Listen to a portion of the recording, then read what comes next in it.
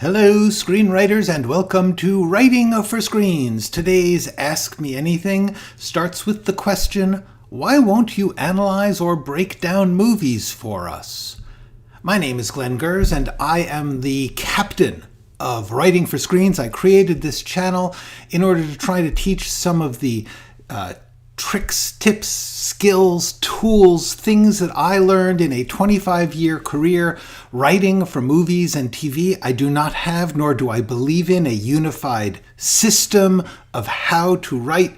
I believe that there's lots of different approaches and ideas, and each artist has to figure out their own way. So all I can do is offer you a bunch of things I figured out for you to test against your reality. What you want to do, what kind of work you are trying to get, what kind of life you need to live. Those are the things that are going to make you decide one way or another. I can do that, I can't do that, don't want to do that, don't like that, love that. That's what this is here for.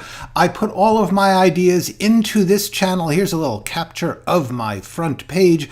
If you look down towards the bottom, you will see a bunch of playlists. The ones that I want to make you focus on are these ones with the great big, bold, colorful words. These are the screenwriting lesson videos. They are about 10 minutes each, 10, 12 minutes each. The topic is the title. The topic is the thumbnail. You can't miss it. Flashbacks, character, genre, whatever it is you're looking for, I tried to give you about 10 minutes worth of my insights and experiences and tips for you to try.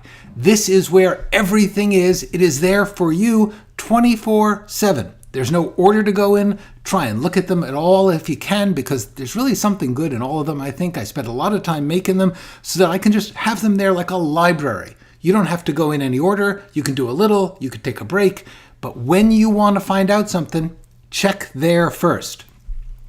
Then I do live streams. I do lots of live streams every Wednesday at 1 p.m. Pacific Standard Time Zone, which may be different from where you are.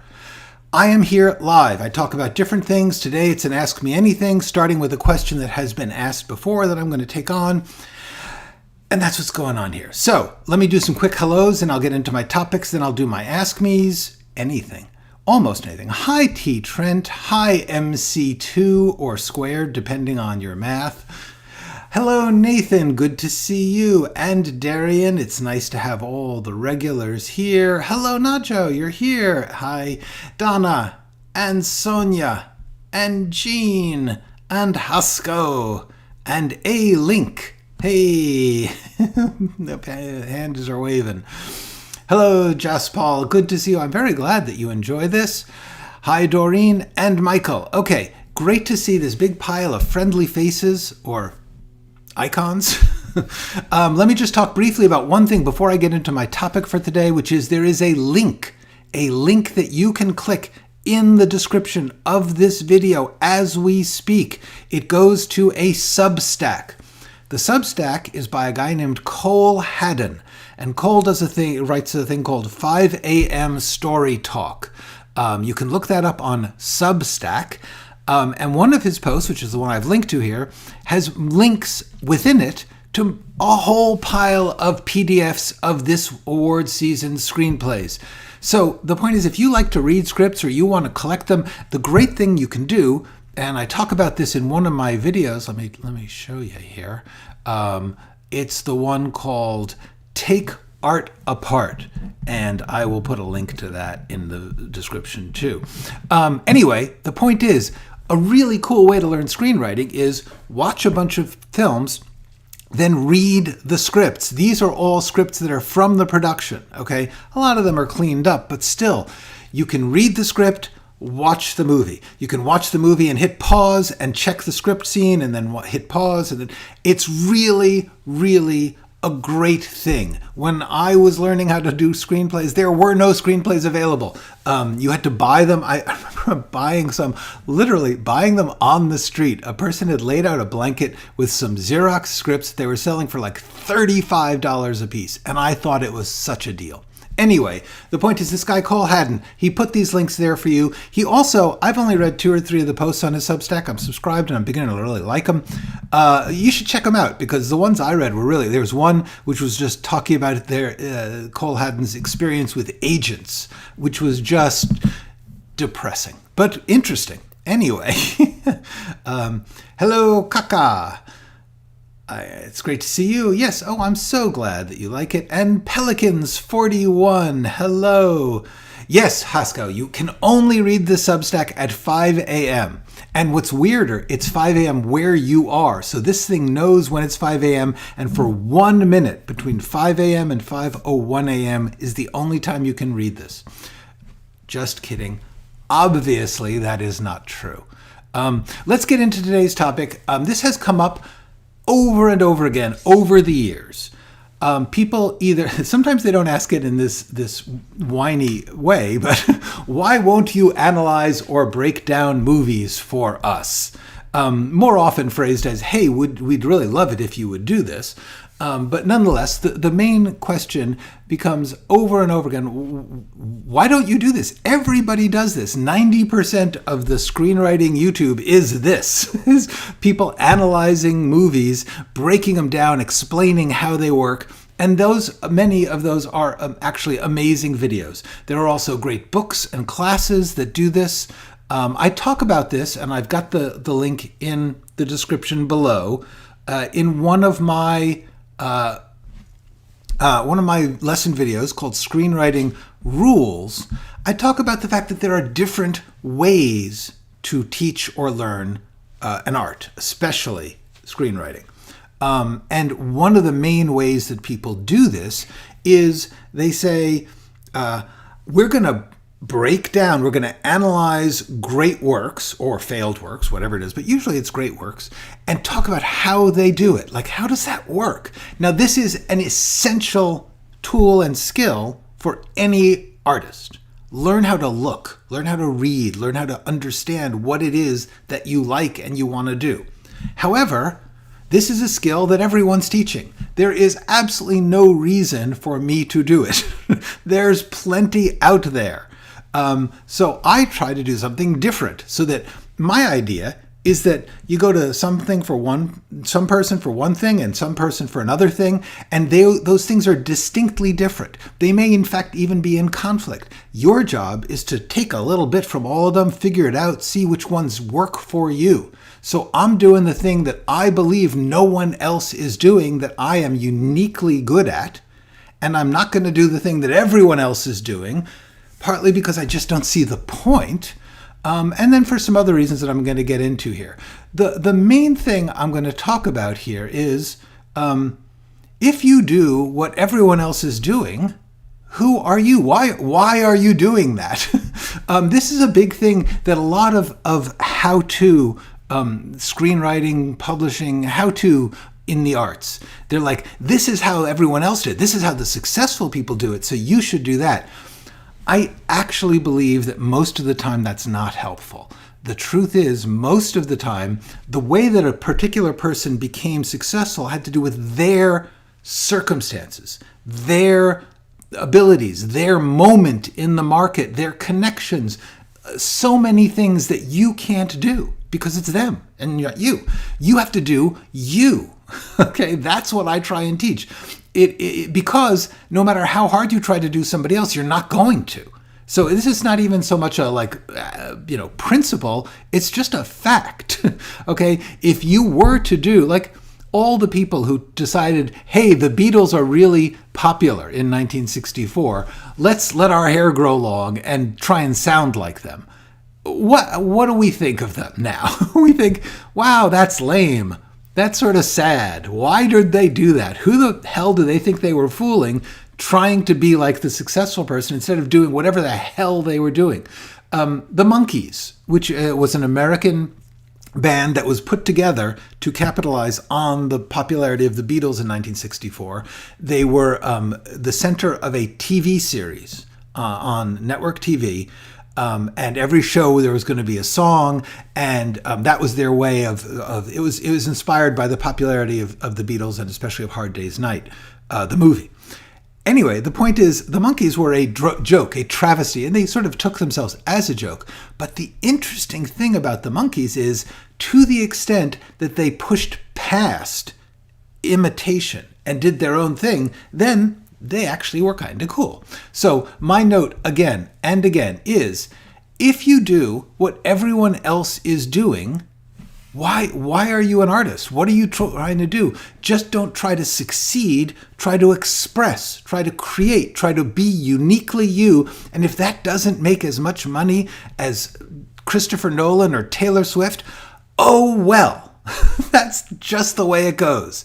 Okay, so that's my first note. Now, admittedly, there's a reason to understand what other people are doing and to think about your relationship to it. And if you have an authentic thing that you share with them, you should do that authentically for you.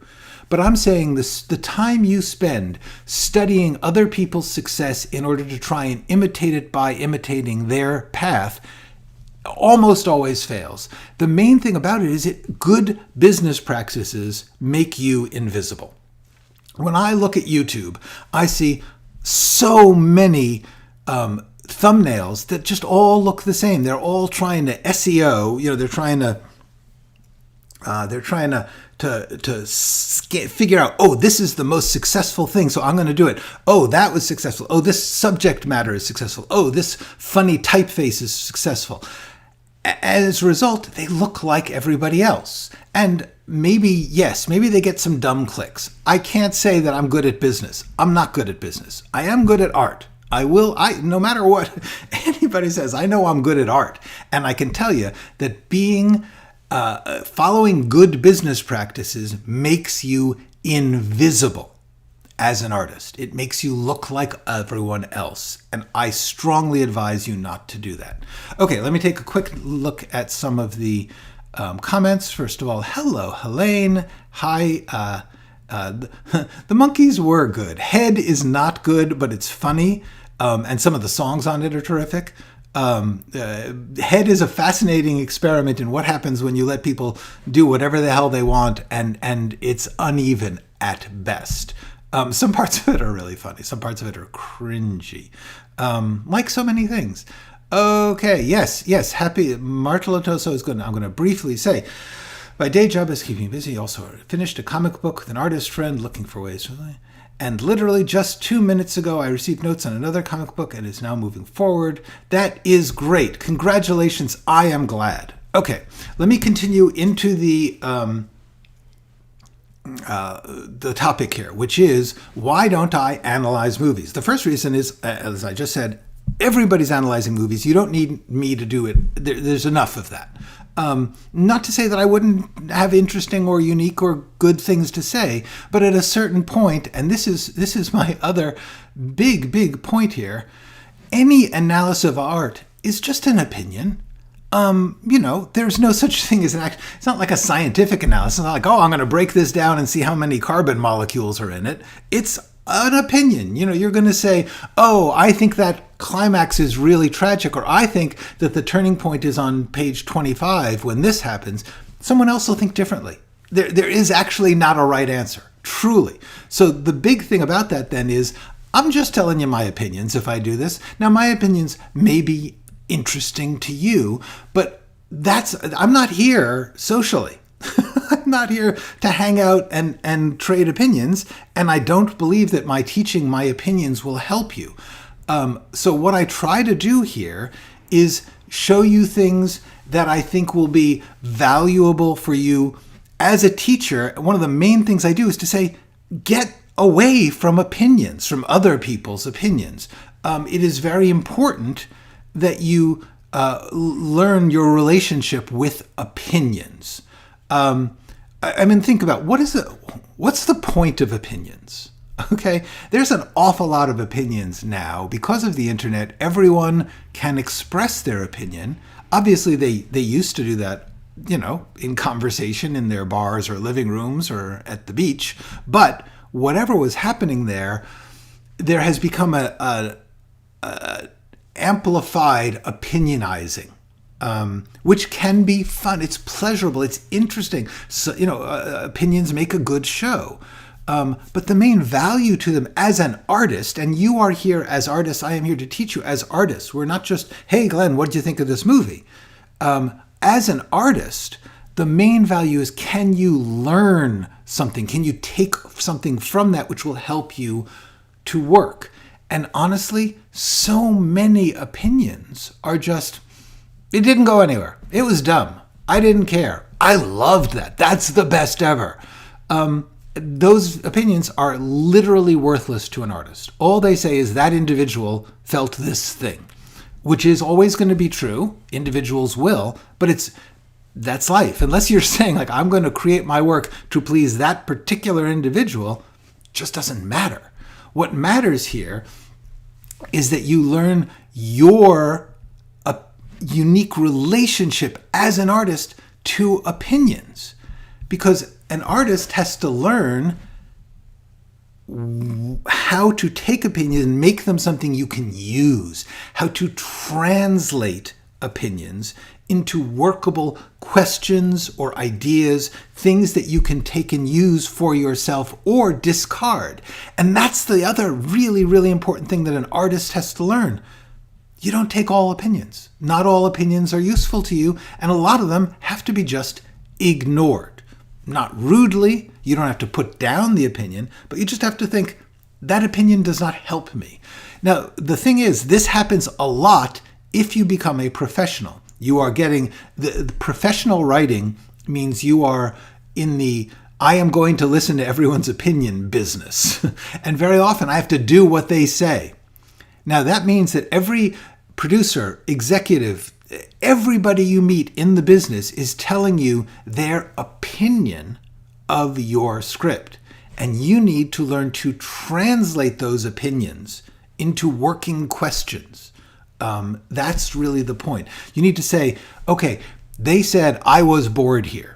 Well, you don't then put in the, I'm going to put in the not boring part, because obviously you didn't think it was boring when you wrote it. And whatever bores them for whatever reason is personal to them. So you have to think, what is it, practically speaking, that I can do about this fact that they are bored? Now, it may be they are bored because they don't like the type of character it's about. Like, that's a scene about a woman, and they don't like women being the main character, so they say, that's boring. I don't care about that. This does happen, by the way. Okay? Or they'll say, that person's a rich person, so I don't care about them. Or that person's a poor person, so I don't care about them. You need to figure out, how am I going to make that person more active, or give them more of a specific way to speak, something to make it fix that problem. So that one of the main things you need to do is learn to translate opinions. So I don't want to just pile more opinions on you. I want to be calling your attention to the fact that your job is to do something with opinions. The other thing is I want to just mention to you, as an artist, it would behoove you to learn how to give opinions in a useful way. This is really, really important. You need to learn how to translate opinions into working notes, into questions, into practical issues. And it really would help if you didn't add to the pile of people just slinging their opinions around. Give opinions in such a way that you explain the reason. So someone could say, you don't like poor people as main characters, so if that's the reason, I can disregard that. Or I can make that character rich if I need to. Whatever it is that you need to do with the reason. Don't trash things. Don't hype things. Generally, exclaiming how great it is or how bad it is not actually useful. Think about why and speak about that. And then be prepared for the fact that it's just your opinion. So try not to say your opinions as if they are facts.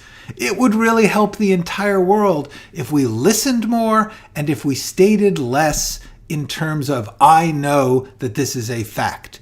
My saying this is great means it's great. Just a thought. I believe that would help you as an artist, because if you start to think about that, you start to hear differently, and you also start to think, how can I make what I'm doing from that? That's the point. Okay, now the only other thing I want to talk about this is, the other thing about breaking down and analyzing movies is, if you are breaking down the finished product of a movie, you can figure out how it works, but you don't know how they got to that. And the truth is, most of the time, the way they got to that is not what you would think. Though they may have gotten to it by accident. They may have been forced into it. A lot of times you will hear stories about writers saying, oh yeah, the star said they didn't want to go on a sailing boat, so my entire third act had to be changed to a train. And that train became this vastly important symbol that everyone loves, the train scenes, but it may not have been the original idea. And knowing that process happened is really valuable as an artist. Knowing that a train is great is nice. It's cool to collect cool things. But knowing that you had to figure out the central issue that was getting translated, or that they had to cut something for some reason, whatever it is, that's really, how did they get there? Okay? You cannot tell how a work was made from the finished product. And that's really important because you're not trying to judge finished products, you're trying to make unfinished products. That's what you're doing as an artist. You're trying to make something that hasn't been made yet. So what you want to do is spend more time finding out how they made it, not how great it was when it got finished, okay? It's really cool to learn about, to think about how fabulous your favorite thing is and how bad your least favorite thing is. But what's really interesting is how and why did they do what they did, which you can only find out from interviews and things like that from the people who made it. You cannot tell how a work came to be what it is from analyzing the finished work. You can't do it. There's no way to know, okay? So my point here is my job as your teacher on this unique channel, which just does its one thing and doesn't analyze much, is to talk to you about how an artist needs to know about the process, the work, how things got made. That's really, if you can gather up those tools, oh, they tried this, oh, they found that, as usually happens in any professional production, there were opposing forces and somebody won and somebody lost. That's usually how it happens. It's not like this grand creative endeavor where everyone is hierarchically listening to the one artist. It's a whole bunch of different artists fighting, and that's how these things get made. So you need to focus on making choices, not on how great something will be in your mind or why something else was great. The point is, whatever you're doing, your choices are what I want you to focus on. And as much as it feels like it, you can't make your choice based on something else. Like I can think, I love the way Citizen Kane did this thing, and I can kind of copy the way that Citizen Kane worked. But when it really comes down to it, what's going to make my art good is my choices. Within all those possibilities that I've gathered from all the things I love, I have to focus not on what Orson Welles did, but on what I have the ability to do right here and right now. That is really, really important. Understanding and doing are entirely different things. Entirely different things. You can be the greatest expert on why great things are great and have absolutely no ability to make anything. Okay? Until you start practicing the doing, it doesn't matter how great you know something else was. And you could have no idea or clue why anything is good. You could not be able to analyze anything and still make something cool. So they are not a process by which you understand enough to be able to make. That's not how it works. The way it works is you practice doing. You practice making. Doing the work is more important than anything else. And so my way of teaching here is, no matter how tempting it is to do those other things, I'm trying to say to you, from me to you, do the work. Go write something. I'm not signing off. I'm just saying the reason I say that is because that's what you got to do. Your way, to your ability, in this moment. That's what matters. If you can't do it as well as Christopher Nolan, who cares? It doesn't matter. What matters is that you can do it as well as you can do it, and each time you do it, you try and figure out how to make it a little better or different or more interesting or whatever you want to do. That's what every artist has to do, and I feel like that is not taught enough. Because honestly, having said it, I have nothing left to say. And most people who are teaching want to keep it going. They want you to click on more episodes. Honestly, if you left now and never looked at my channel again and all you knew was this stuff I just said, I'm good. I want you to turn around and look at your work in your reality for your goals and try doing it. And everything else is just something that's nice on the side. Okay, let me do some quick check in on these comments, which are flowing like water. Okay. Hi, Larry. It has been a while since you last checked in. You're on lunch break. Okay, good. Well, clean your room while we talk. Excellent. It is important to clean. Honestly, that's not a joke. It is important to have a clean, organized workspace, if at all possible. It really does help you work better. So I hope this is inspiring to you. My point to you, Larry, is the motivation comes from focusing on the work in the moment. Whatever the thing is you're doing right now, that's where your magic is going to come from. The monkeys did create the monkeys and their many assorted songwriters and related musicians created some great music. They actually did. There's some terrific Monkees songs. But as great as the Monkees may be, they're not the Beatles. And that's my point. Okay. Covers by Guys says, from my experience, bad SEO on YouTube makes you literally invisible. Nobody sees you. Yeah, that is, once again, it's a separate problem. It's not an artistic problem. That's a business problem. And it's very useful for artists to say, I need to have an artist brain and a business brain and to not mess them up with each other, if possible, too much. Yeah, there are a million things you need to do on YouTube that makes you invisible. I'm not talking about invisible as that nobody sees you. That is certainly a problem. It's to a certain extent outside of your control. But the thing that makes you invisible in the sense I'm talking about is if you look just like every other thing in a pile, then artistically you're invisible. And that to me is worse. That's like if somebody does find you, if somebody stumbles over you, you don't want them to go, yeah, I've seen one of those before. That's fine, whatever. You want them to say, what is that? I may like that. So that's my point.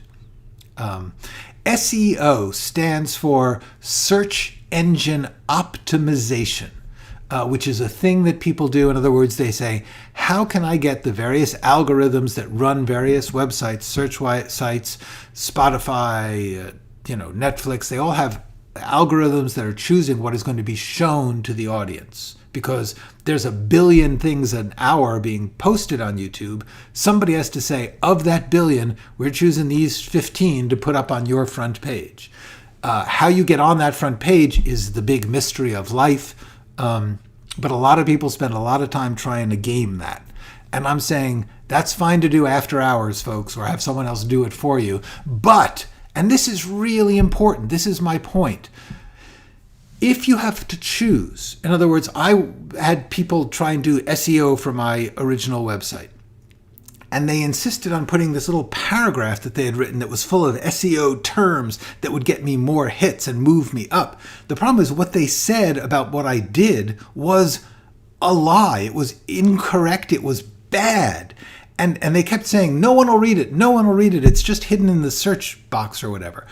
But it really bugged me because it was full of bullshit.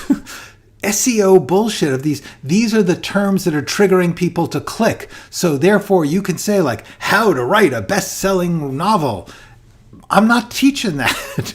So it's really important that you not like if you are managing to get attention by lying about who you are, what is the value of that? It's better to have less attention and be truthful, in my opinion. Okay, we all watch our favorite movies several times. Sometimes I used to. Yes, absolutely. Yes. I am not saying that it is not valuable to absorb and study the things you love or to be referred to them by all sorts of great people. I'm saying there's no need for me to do that. It will muddy up the one thing I have to say. But that's not to say it's a bad thing. I'm just saying I can't do everything. I need to do the thing I do really well so that you can get that. I want you to get what I have to give, and I want to keep it relatively uncluttered. Okay.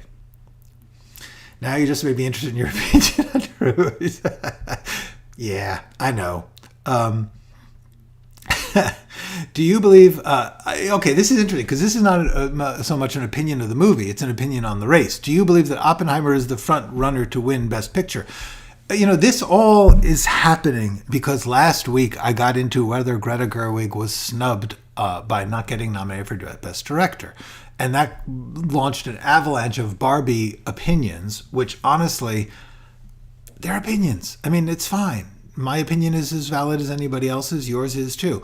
My point about the Greta Gerwig thing was to talk about how things get decided behind the scenes. How did they get there? That's the question. Okay, is it a question of Greta Gerwig being or not being the best director? Is it a question of Oppenheimer being or not being the front runner picture? The answer is, while there are certain, the best is an opinion, and the Oscars is a contest. Okay, so the thing I was saying was, remember, it's not like whatever won Best Picture is not the best picture. It's the thing that won the contest among this group.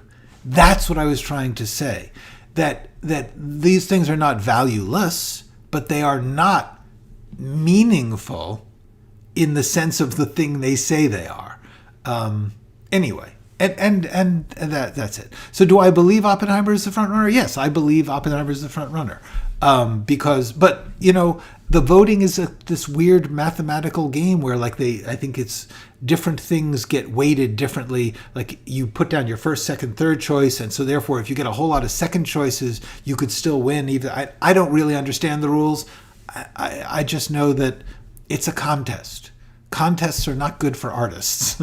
Hi, Willie. Nice to see you. Okay. So, oh yeah, thank you. It's in the doing. Do the thing. Yes, exactly. Jean has helped me to remind you. Doing the work is more important than anything else. That's my message to you. Whether or not you win awards, whether or not you like awards, it doesn't matter. What matters is that you are putting work out there.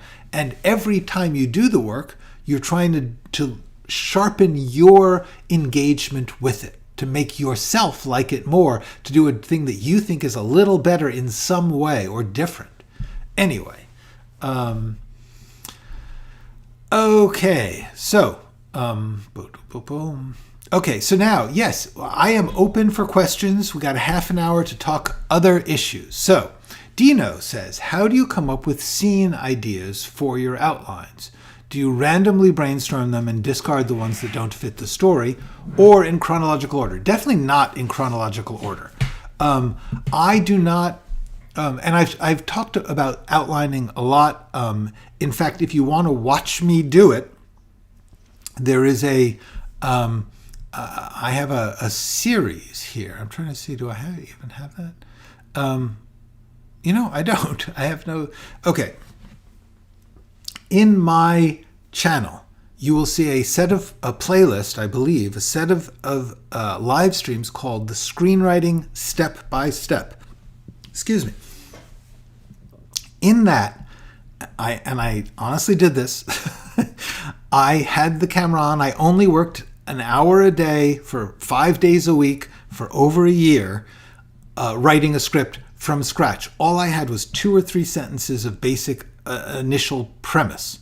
And you can watch how I figured out what the scenes were, if you want to spend the hours. The short answer is in several of my videos. Why outline? Hold on. How outline and There was another one, but I forgot. Anyway, the brainstorming question. The question here is, how do you come up with scene ideas? The answer is, once I start to think in scenes, once I start to break things into scenes, I say, well, which scenes are the most important? Like if I had like the ending scene or the scene where things change a lot, there are going to be certain scenes that stand out as this is really important. And then I begin to think, well, what things would have to happen to lead to that, or what things would happen because of that. And so you just start to put them in a row in an outline. And then you'll find that there's a gap between two. Like that doesn't really, you need something to explain how you get from one to the other. Anyway, so I do not actually just like start at the beginning and refuse to, I just jump around. Wherever I can think of one, I put it down. The outline grows internally. That's me though. Different people are different. Yes, opinions are like assholes. Everyone's got one, according to Dirty Harry and many others. Thank you. Thank you. Yeah. The most important thing about opinions is not that they're not valuable. It's that they are to be prioritized by you according to your needs. Okay. Neil Diamond did indeed write for the Monkees. Absolutely. Okay.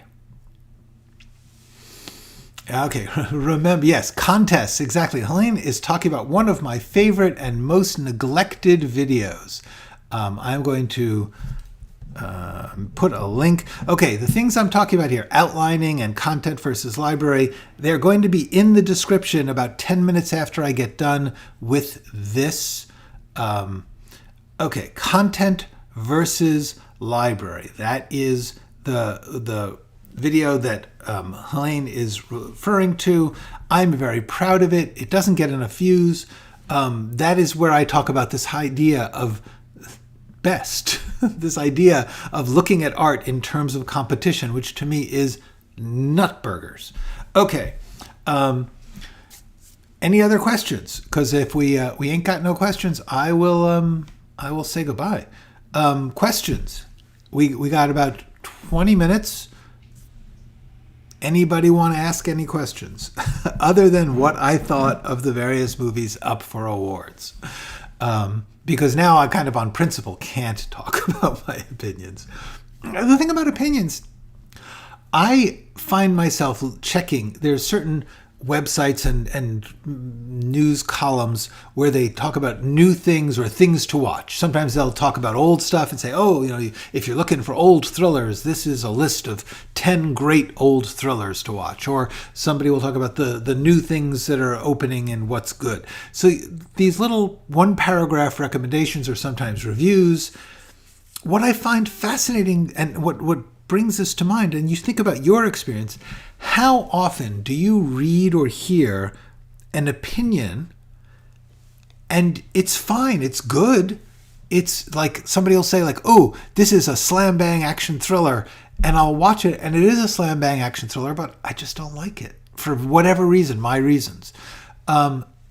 It's not that their opinion is wrong, it's just everybody wants different things at different times. So, I got a pile of questions because I threatened you all. Okay. How to do more doing? That's a good question. The answer is every day. Do something every day. Just try to do more work and less talking about work. Honestly, that's what I'm mainly talking about. Okay. Mario says, I was analyzing Get Shorty, applying what you teach to take art apart. Several dialogues were eliminated. Other scenes were changed in the script. I loved the actors were improvising. Yes, yeah. No, it is. I am not saying it is not valuable to make your own opinions about things. I am not saying it is not valuable for you to hear other people's opinions. It is really cool. I often learn a lot from YouTube videos and analyze and interpret stuff. They're great. I'm just not doing them because there's more than enough. Anyway. Yes. Tom is explaining in a different way the thing I was saying. Analyzing other people's art is time not spent creating art. So there is a limit of how much we should do, is there not? Yes, that is exactly what I'm saying. I am saying you can analyze to your heart's content. You can have your own podcast or channel where you analyze things. You can spend all day watching it as long as you have done your work first. Do your writing. Even if it's just a half an hour, getting some of your work done, then do the opinion thing.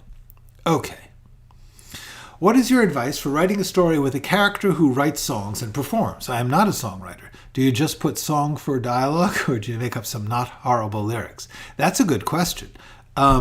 Here's what I think. There's two things you can do.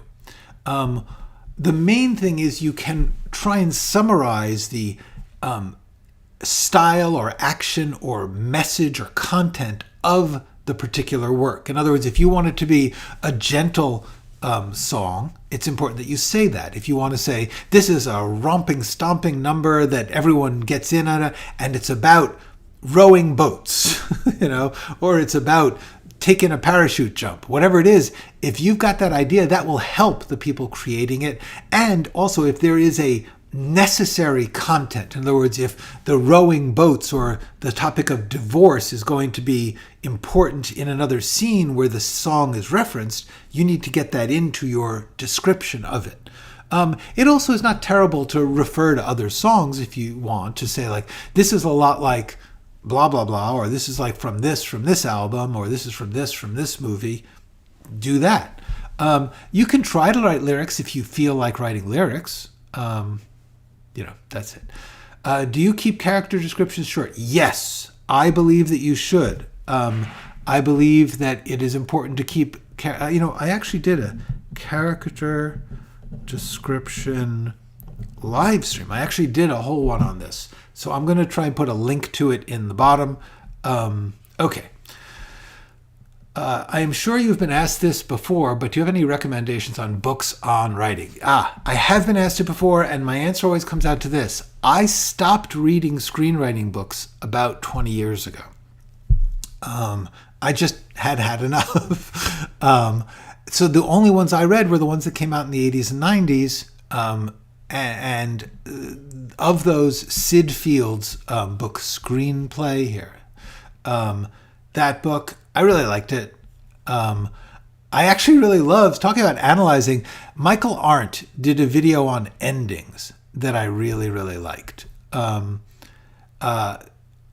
personally really like Backstory, the online magazine. It's well worth the price of a subscription to this magazine, this online magazine, Backstory, by a guy named Jeff Goldsmith. He does, every issue is just literally chock full of interviews with creative artists about mainly filmmakers and TV, but sometimes theater, sometimes comic books. Well, the point is that they're all about how did you do that? And that's what I want you guys to be paying attention to. So I cannot emphasize enough how valuable Backstory magazine. It's well worth it. You have to pay for a subscription. It is great, in my opinion. So that's some of the things. Oh shit, not managed to catch one of these in a long time. Hey, Chaz, good to see you. About how do you do more? How do you do work? Even when I can't write because I'm too busy, I try to at least think of new things from my script. Yes, I would say while you think, jot them down. Really important to get a process of capturing thoughts. Even if you jot them down or make little voice memos on your phone or whatever you can do to take things out of the brain sphere and into the written word sphere. That's really, really important. Ches is currently writing a short, intends to make it someday, but it may be too long. I've heard people say shorts should be 10 to 15 minutes max, and that is basically true. How do you decide what to cut when everything feels important, and if anything feels like it should be longer? Okay, here's what you need to do.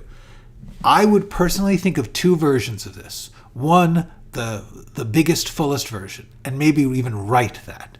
But then think of a second version. You're not destroying your work. You're having two alternate versions. Try to focus on what is the key element, and are there things that you can make move faster or refer to less directly. I can't see how you can cut something that I can't see. So what I can say is generally think about priorities. In other words, can something be understood with a piece missing? Think about whether or not anything is repeated. Think about, do you need the explanation? And if so, can you make the explanation very short? Stuff like that. That's my main thing on what should be cut. As far as shorts length, here's the thing. Where do shorts go? When you've got a short done, the main place that they go is to festivals. That's the main business end of them. However, now with YouTube and Vimeo and God knows what other platforms will be constantly churning, shorts can just be an art form unto themselves, and there is a place for them. So if you can think of a 30-minute short, make it. But yes, in the world of festivals, I believe they need shorts to be 15 minutes and under because it has to be before a movie and they don't want people to have a whole movie before the movie. Okay. I've been struggling with the rule of show, don't tell. There are a lot of novels I like. Well, okay, there's two things. Oh no, actually there's just one. Yes, my take on this is novels are a completely different art form and show, don't tell is a minor piece of advice at best. Okay. I don't even know what show, don't tell would mean in a novel, because in a novel, you can literally show what's going on in someone's head. Is that show or tell? I just think that's a whacked out thing to say.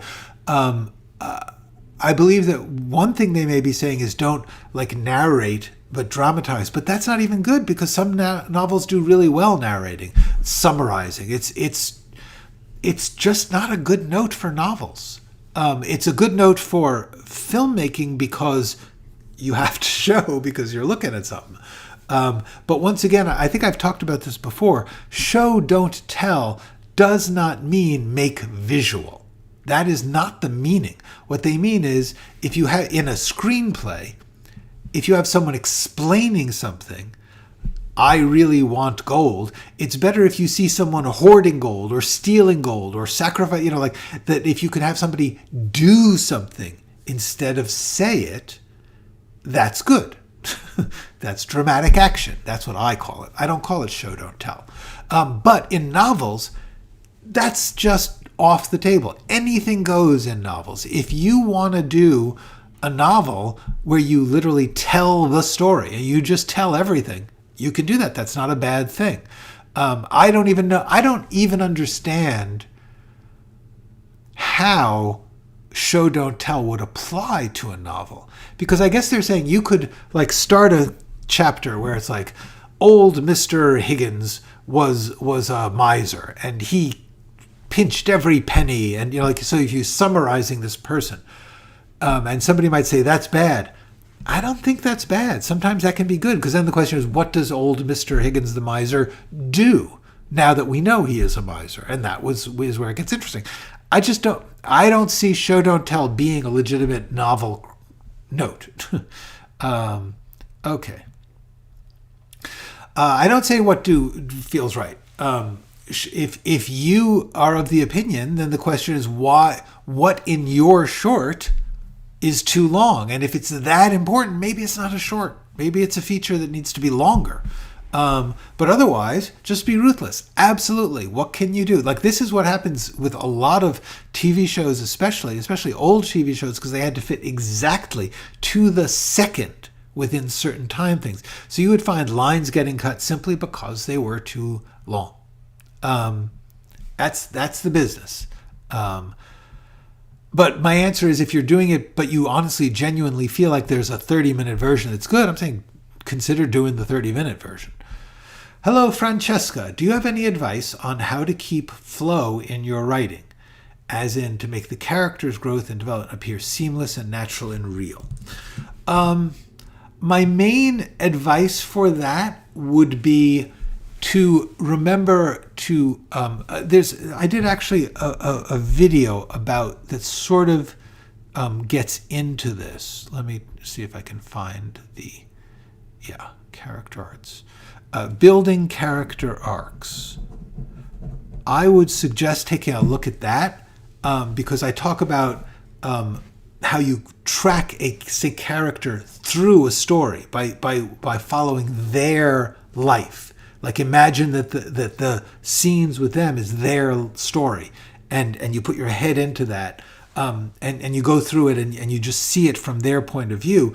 If you do that with all the different characters, they're going to bump into each other and have conflict, but each one should have their own flow. That's my main thought about that. The other thing is you have to do it in passes. Like you write and you focus on one scene, and then later you're going to do a rewrite, you'll focus on another scene. Then you have to sort of put it aside and look back. And when you look back, you can detect the trouble in the flow. And then you can work on making some scenes richer or shorter or faster or slower. That's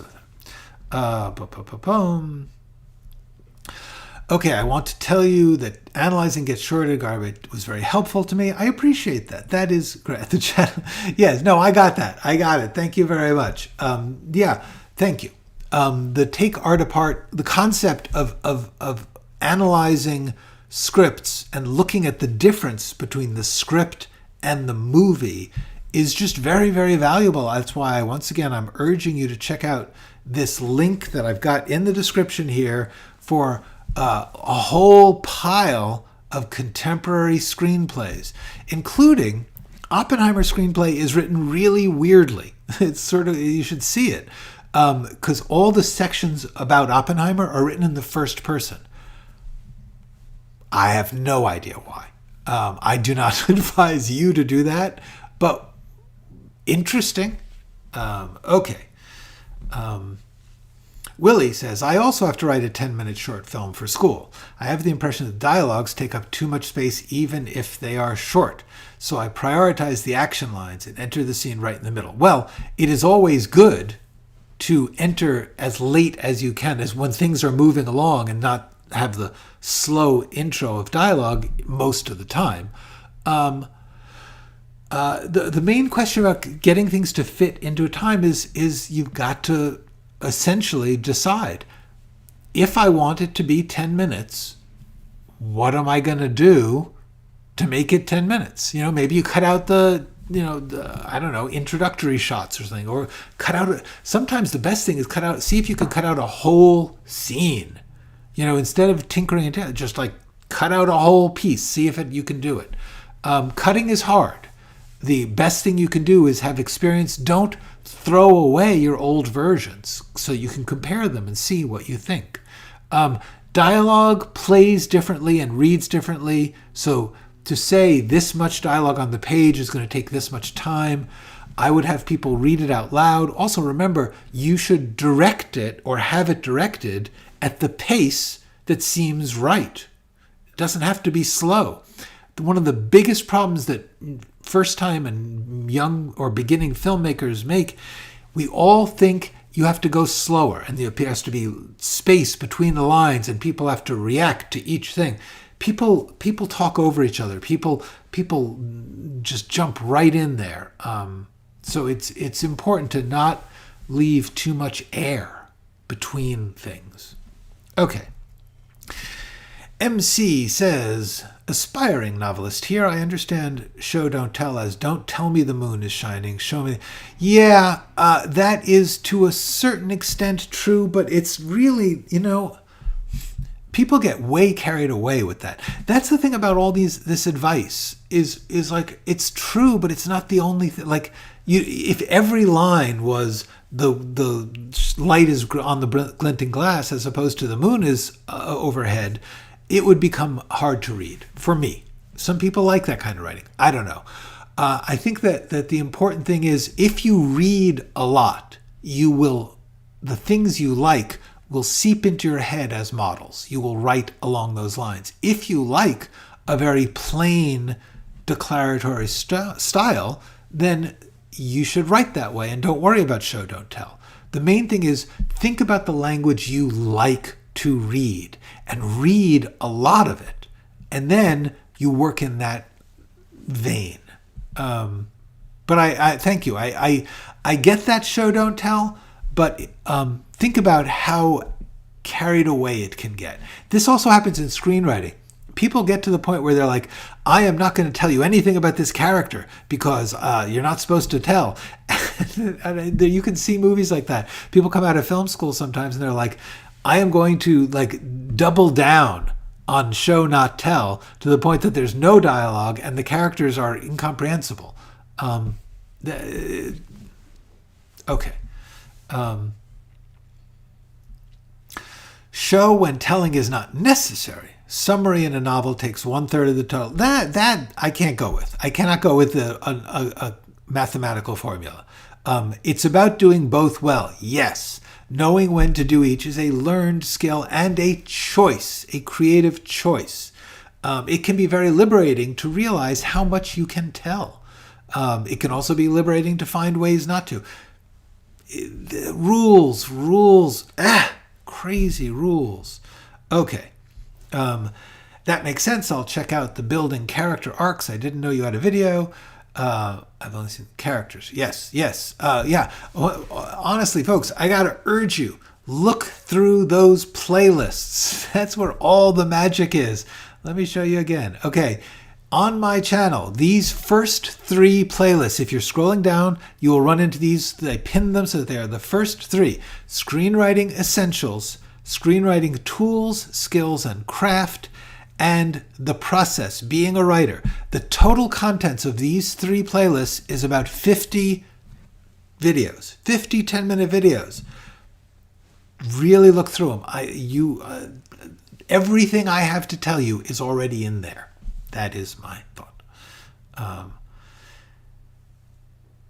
If my character tries to hide a response, do I write pause? Yes, you can.